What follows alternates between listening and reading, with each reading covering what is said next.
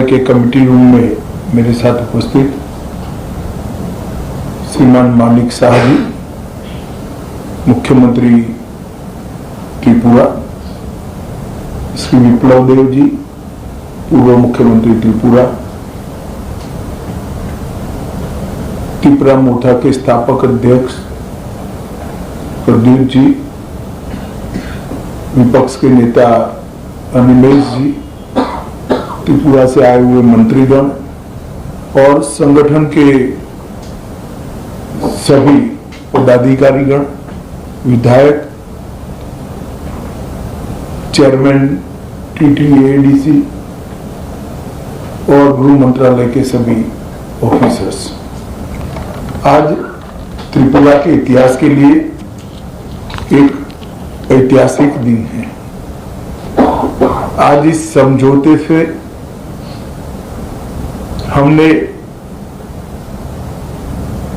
इतिहास का सम्मान किया है, गलतियों को सुधारा है और आज की वास्तविकता को भी स्वीकार कर तीनों चीजों का सामंजस्य कर हमने भविष्य की ओर देखने का काम किया है। इतिहास जो है उसको कोई बदल नहीं सकता, मगर उसमें जो गलतियां हुई है इसको सीख कर आज की वास्तविकताओं को नजर में रखकर हम आगे जरूर बढ़ सकते हैं। और मुझे आनंद है कि त्रिपुरा मोर्चा ने, सभी ट्राइबल पार्टियों ने और सभी ऑर्गेनाइजेशन ने इसके लिए बहुत कंस्ट्रक्टिव रोल लिया है। और भारतीय जनता पार्टी की त्रिपुरा सरकार ने भी शुरू से इसके लिए प्रयास किया। विप्लव जी उपस्थित है, मानिक शाह जी यहाँ उपस्थित है। मानिक शाह जी ने भी बड़े इंटरेस्ट से बारीकियों में इसको स्टडी कर अंजाम तक पहुंचाने में बड़ी अच्छी भूमिका अदा की है।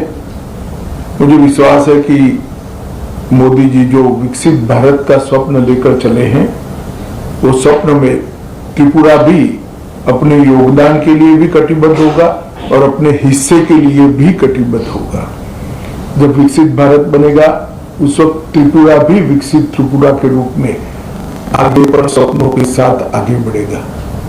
प्रधानमंत्री जी के नेतृत्व में गृह मंत्रालय ने उग्रवाद मुक्त, हिंसा मुक्त और विवाद मुक्त नॉर्थ ईस्ट की कल्पना को साकार करने का प्रयास किया है।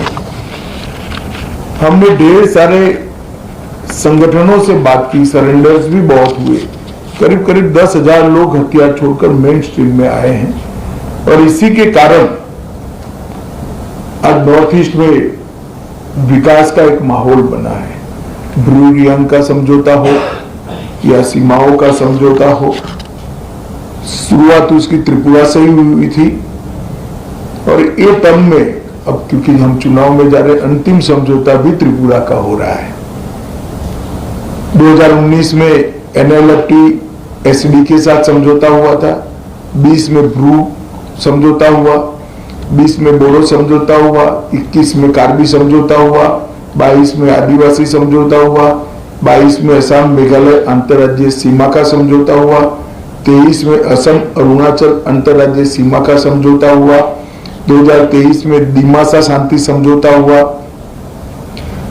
2023 में UNLF का समझौता हुआ और 2023 में ही उल्फा का समझौता हुआ और अब ये समझौता हो रहा है। तो कुल मिलाकर 11 अलग अलग प्रकार के सीमाओं से जुड़े हुए, अपनी पहचान से जुड़े हुए, अपनी संस्कृति और भाषा के लेकर संघर्ष करने वाले सभी के साथ सामंजस्य पूर्वक बात कर हमने संघर्ष को समाप्त करने की दिशा में काम किया है।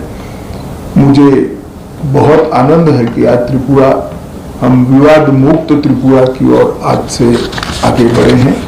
मैं प्रदीप देव जी को बहुत बहुत धन्यवाद करना चाहता हूं।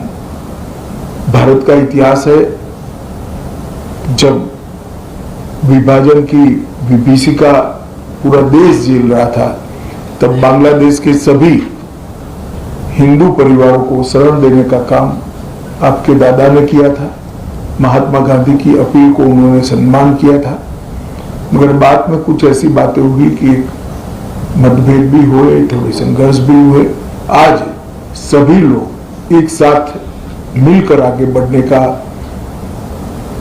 निर्णय कर आगे बढ़ रहे हैं। उस वक्त मैं इतना विश्वास दिलाना चाहता हूं कि आपके अधिकारों के लिए आपको कभी अब संघर्ष नहीं करना पड़ेगा। भारत सरकार 2 कदम आगे उठकर सभी के अधिकारों की रक्षा करे, अधिकार की रक्षा हो, इस प्रकार का तंत्र विकसित करेगी। और फिर से सभी स्टेक होल्डर्स का बहुत बहुत धन्यवाद करता हूं। मैं एक बात जरूर कहना चाहूंगा, हमारे संदीप पात्रा जी ने भी बहुत बारीकी से, और पॉलिटिकल कारणों से मैं बड़ा व्यस्त चल रहा था, फिर भी मेरा समय खींचकर छीनकर इसको अंजाम तक पहुंचा है, तो पात्रा साहब का भी मैं धन्यवाद करता हूं। और आईबी की ओर से हमारे जो नेगोशिएटर हैं और जिन्होंने समझौते को मूर्त रूप दिया है, इस सभी को धन्यवाद कर मेरी बात की समाप्ति करता हूं। सभी को बहुत बहुत शुभकामनाएं और धन्यवाद।